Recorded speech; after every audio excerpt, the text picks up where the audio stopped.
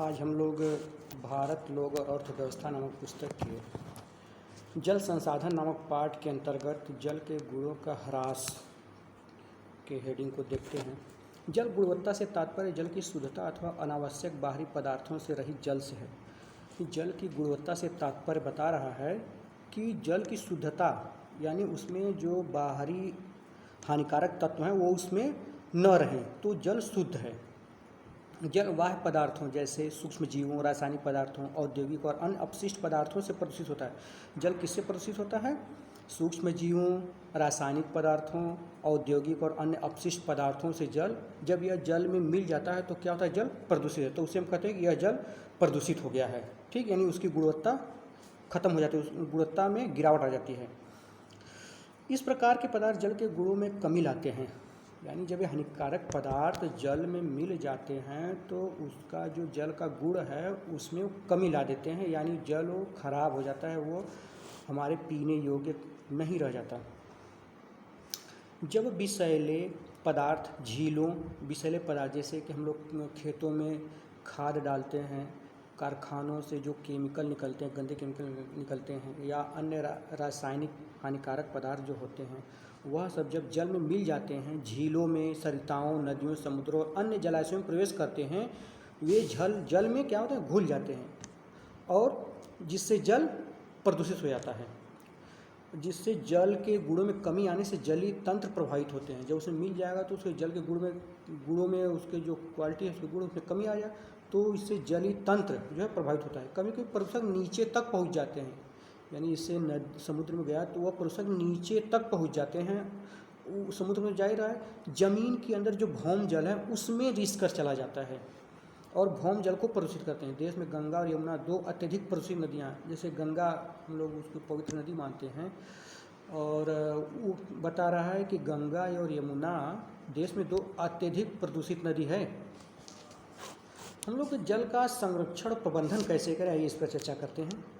अलवणीय जल की घटती हुई उपलब्धता। देखिए, एक लवणीय जल, एक अलवणीय जल। लवणीय जल का मतलब होता है जिसमें खारापन ज़्यादा होता है। जिसमें खारापन ज़्यादा होता है तो क्या वह हमारे पीने योग्य है, हमारे उपयोग करने योग्य है? नहीं। तो कह रहा है कि अलवणीय जल की घटती हुई उपलब्धता और बढ़ती मांग से, यानी जो शुद्ध जल है उसकी उपलब्धता दिन पर दिन कम होती जा रही है और उसकी मांग बढ़ती जा रही है। मांग से सतत पोषणी विकास के लिए इस महत्वपूर्ण जीवनदायी संसाधन के संरक्षण और प्रबंधन की आवश्यकता बढ़ गई है। यह जो अलवणीय जल है इसकी बढ़ती हुई मांग, इसकी उपयोगिता के कारण इसके संरक्षण और प्रबंधन की आवश्यकता इसकी बढ़ गई है। कहा जाता है ना कि जल ही जीवन है, जल बचाइए, जीवन बचाइए। भारत को जल संरक्षण के लिए तुरंत कदम उठाने हैं और प्रभावशाली नीतियाँ या और कानून बनाने हैं और जल संरक्षण के प्रभावशाली उपाय अपनाने हैं।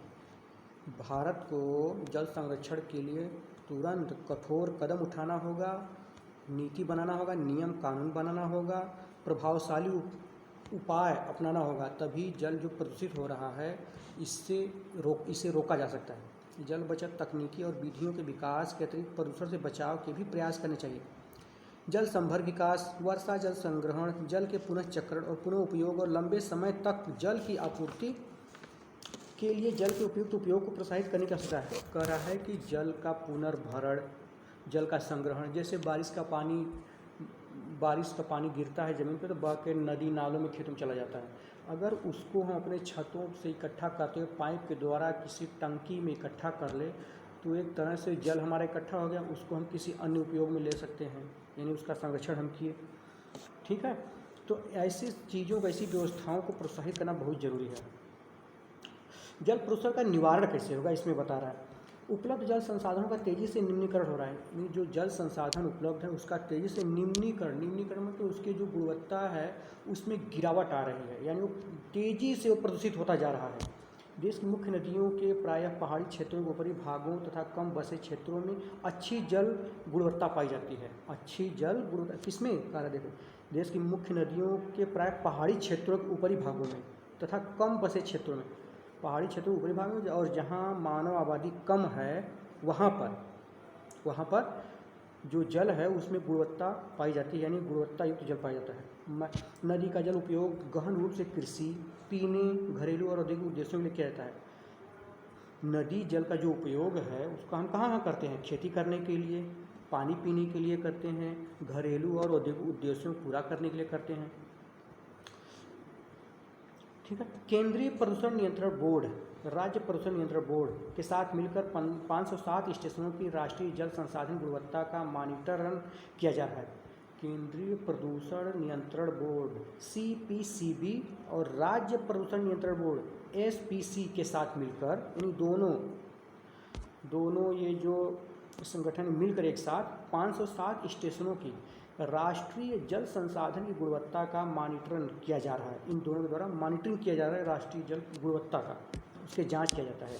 इन स्टेशनों से प्राप्त किया गया आंकड़ा दर्शाता है, इन स्टेशनों जो आंकड़े मिलते हैं वो ये बताता है कि जैव और जीवाणुविक प्रदूषण, नदियों में प्रदूषण का मुख्य जैव और जीवाणुविक जो संदूषण है ये नदियों में जल को प्रदूषित करने के मुख्य अवयव है। दिल्ली और इटावा के बीच यमुना नदी देश में सबसे अधिक, दिल्ली जो महानगर है और इटावा यूपी में इटावा है, उन दोनों क्षेत्रों के बीच जो यमुना नदी है सबसे अधिक प्रदूषित नदी है।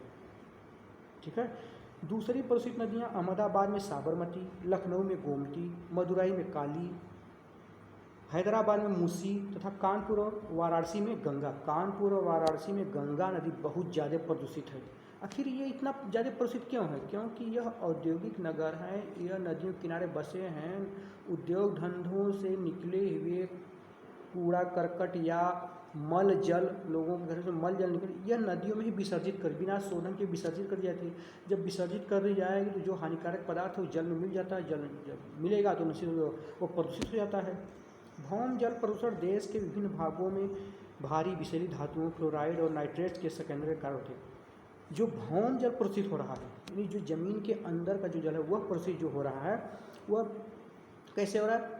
विषैली धातुओं, फ्लोराइड और नाइट्रेट्स, यह जो हानिकारक रासायनिक पदार्थ हैं इनके मिलने के कारण से भौम जल प्रदूषित हो जा रहा है हमारा।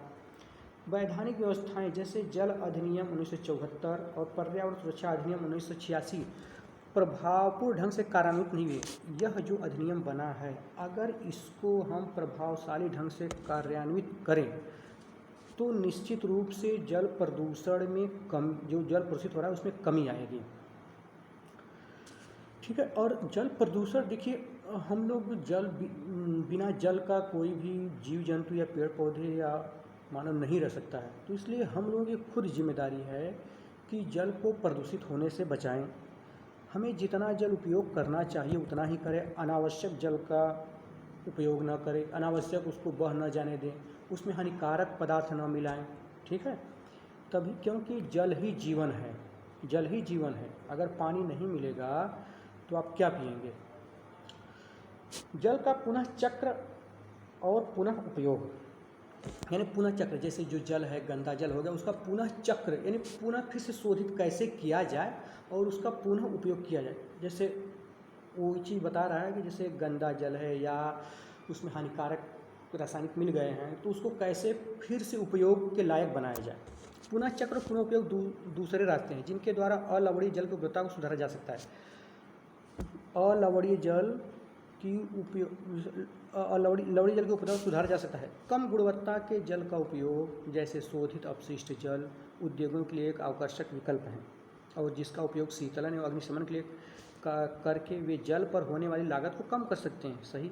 इसी तरह नगरीय क्षेत्रों में स्नान और बर्तन धोने प्रयुक्त जल को बागवानी के लिए उपयोग में लाया जा सकता है। कह रहा है कि नगरीय क्षेत्रों में जो जल उपयोग होता है उसको कहाँ, जो स्नान और बर्तन धोने का जो पानी घरों में से निकलता है उसका उपयोग कहाँ किया जा सकता है? बागवानी में किया जा सकता है। उसका उपयोग बागवानी अगर लगाए हैं, कुछ बागवानी फल फूल लगाए हैं तो उसमें उसका उपयोग किया जा सकता है। वाहनों को धोने के लिए प्रयुक्त जल का उपयोग भी बागवानी में किया जाता है। जो गाड़ी मोटर धुलाई होती है तो उसका जो पानी निकलता है उसका भी उपयोग बागवानी में हम कर सकते हैं। इससे अच्छी गुणवत्ता वाले जल का पीने, और इससे जो अच्छी गुणवत्ता वाला जल है जिस पानी से हम गाड़ी धोते हैं वह उच्च क्वालिटी या अच्छी गुणवत्ता का नहीं होता, लेकिन उससे जो अच्छी गुणवत्ता वाला पानी है उसका हम अपने पीने में उपयोग करें, पीने के उद्देश्य से संरक्षण होगा। वर्तमान में पानी का पुनः चक्रण एक सीमित माप में किया गया है, फिर भी पुनः चक्रण द्वारा पुनः पूर्ति योग्य जल की उपादेयता व्यापक है। ठीक है। वर्षा जल संग्रहण, वर्षा यानी बारिश का जो पानी है उसको कैसे संग्रहित किया जाए, कैसे उसको इकट्ठा किया जाए। वर्षा जल संग्रहण विभिन्न उपयोगों के लिए वर्षा के जल को रोकने और एकत्र करने की विधि है। वर्षा जल संग्रहण क्या है? वर्षा जल संग्रहण विभिन्न उपयोगों के लिए, विभिन्न प्रकार के उपयोग के लिए वर्षा के जल को रोकना है और उसको एकत्रित करने की एक विधि है, उसी को हम वर्षा जल संग्रहण करते हैं। इसका उपयोग भूमिगत जल वृत्तों के पुनर्भरण के लिए भी जाता है। मैंने बताया कि छत हमारा लंबा चौड़ा है, उस पर बारिश की पानी इकट्ठा हो रहा है, तो उसको हम एक नाली के द्वारा कहीं निकाल कर कहीं कोई हौज या टंकी बनाएं, उसमें उसको इकट्ठा कर लें। तो जब उससे इकट्ठा करेंगे तो क्या होगा कि जो भौम जल स्तर है उसका स्तर बढ़ेगा, जो जमीन के अंदर के जो जल सतह है वह भरेगा। यह एक कम मूल्य और पारिस्थितिकी अनुकूल विधि है। ये कम पैसे की और पारिस्थितिकी तंत्र के लिए एक अनुकूल विधि है, उपाय है। इसके द्वारा पानी की प्रत्येक बूंद संरक्षित करने के लिए वर्षा जल को नलकूपों, गड्ढों, कुओं में एकत्र किया जाता है। देखिए, नलकूपों, गड्ढों, कुओं में एकत्र किया जाता है। वर्षा जल संग्रहण पानी की उपलब्धता को बढ़ाता है। वर्षा जल संग्रहण पानी की अब जैसे हमने मान लीजिए बारिश में पानी हो गई, पानी इकट्ठा हमने टैंक में या गड्ढे में इकट्ठा कर लिया, तो उसकी उपयोगिता हमें कहाँ होगी? गर्मी के टाइम में जब गर्मी पड़ेगी तो उसकी उपयोगिता हम अपने पशुओं को नहलाने के लिए, उसे पानी पिलाने के लिए या खेतों में सिंचाई के लिए उसकी उपयोगिता हमारी बढ़ जाएगी। हमें पानी की दिक्कत नहीं होगी क्योंकि हम तो इकट्ठा पहले किए हैं। भूमिगत जल स्तर को नीचा होने से रोकता है। जब हम जल संग्रहण करेंगे किसी ज़मीन पे कहीं पे, तो वह पानी रिस कर ज़मीन के अंदर भी जाता है, तो जो भूमिगत जल है उसका भी स्तर नीचे नहीं हो पाता, बना रहता है। फ्लोराइड और नाइट्रेट जैसे प्रदूषकों को कम करके अवमिश्रण भूमिगत जल की गुणवत्ता बढ़ाता है। मृदा अपरदन और बाढ़ को रोकता है। अगर हम पानी को रोक रहे हैं तो पानी बह के नहीं जा रहा है, जब बह के नहीं जा रहा है तो मृदा हमारा कटाव नहीं होगा, मृदा कटाव नहीं होगा तो मृदा का निम्नीकरण भी नहीं होगा। तो इससे क्या है कि हम जो बाढ़, पानी बह के चला जाता है, बाढ़ आता है, वह बाढ़ नहीं आएगा, अपरदन नहीं होगा। तटीय क्षेत्रों में लवणी जल के प्रवेश को रोकता है। और जब पानी अगर नहीं जाएगा तो जो बाढ़ की स्थिति है, अगर पानी ऐसे बहता जा रहा है तो बाढ़ आ जाती है, तो उसको रोक कर हम संग्रहित करें, क्षमता के साथ संग्रहित करें तो बाढ़ नहीं आएगी। और तटीय क्षेत्र में लवणी जल के प्रवेश को रोकता है। देश में विभिन्न समुदाय लंबे समय से अनेक विधियों से वर्षा जल संग्रहण करते आ रहे हैं। देखिए, देश में अनेक समुदाय के लोग रहते हैं, तो बहुत से समुदाय हैं जो कि वर्षा जल संग्रहण करते हैं। ठीक है, कोई झीलों द्वारा संग्रहण करता है, तो कोई कुओं द्वारा करता है, संग्रह करता है। ग्रामीण क्षेत्रों में परंपरागत वर्षा जल संग्रहण सतत संचयन जलाशयों, जैसे जो गांव क्षेत्र में उसको जल संग्रहण कहाँ होता है? परंपरागत तरीके से, जैसे झीलों में, तालाबों में, सिंचाई तालाबों में आदि में किया जाता है। यानी गड्ढा है, उसी में पानी चारों तरफ बह कर आ गया, इकट्ठा हो गया। सिंचाई करना है तो जो हमें जरूरत पड़ेगी उससे हम सिंचाई कर लेंगे, या पशुओं को नहलाने के लिए कर लेंगे, या अन्य उपयोग के लिए उसका कर लेंगे। राजस्थान में वर्षा जल संग्रहण ढांचे, जिन्हें कुंड अथवा टाका के नाम से जाने जाते हैं, राजस्थान में जो वर्षा जल संग्रहण किया जाता है उसको कुंड अथवा टाका के नाम से जाना जाता है। ठीक है, जिसका निर्माण घर अथवा गांव के पास या घर में संग्रहित वर्षा जल को एकत्र करने के लिए किया जाता है। ये पूछ सकता है कि टाका विधि कहाँ अपनाई जाती है जल संग्रहण के लिए, तो आप बता सकते हैं राजस्थान में।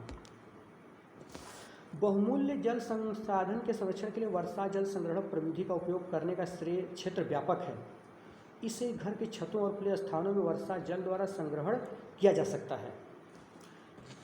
जो वर्षा जल है उसको छतों के माध्यम से हम टंकी में, हौज में, कुओं में, झीलों में, तालाब में इकट्ठी कर सकते हैं, और जिसका उपयोग हम अपने भविष्य यानी दूसरे कामों में, सिंचाई के लिए या अन्य कामों में कर सकते हैं।